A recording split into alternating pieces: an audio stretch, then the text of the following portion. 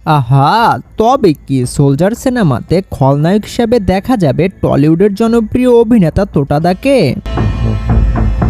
Megastar Shakib খানের আসন্ন cinema soldier. সম্প্রতি গতকালকে থেকে গুঞ্জন উঠেছে যে আসন্ন সোলজার সিনেমাতে খলনায়ক হিসেবে দেখা যাবে তোটাদাকে, যিনি অসংখ্য হিট সিনেমায় অভিনয় করেছেন। ভাইরে, একবার ভেবে দেখুন, সত্যি যদি সোলজার সিনেমাতে টলিউডের জনপ্রিয় অভিনেতা টোটা রায়চৌধুরীকে দেখা যায়, তাহলে দর্শকরা হাড্ডাহাড্ডি লড়াই দেখতে পাবে, এটা কনফার্ম।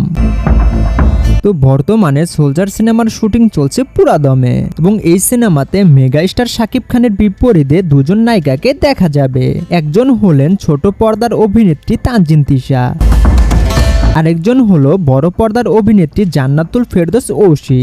এই সিনেমার একটা আইটেম গান থাকবে, এবং সেই আইটেম গানে দেখা যেতে পারে ওপার বাংলার জনপ্রিয় অভিনেত্রী নুসরাত জাহানকে অথবা বাংলাদেশি অভিনেত্রী নুসরাত ফারিয়াকে।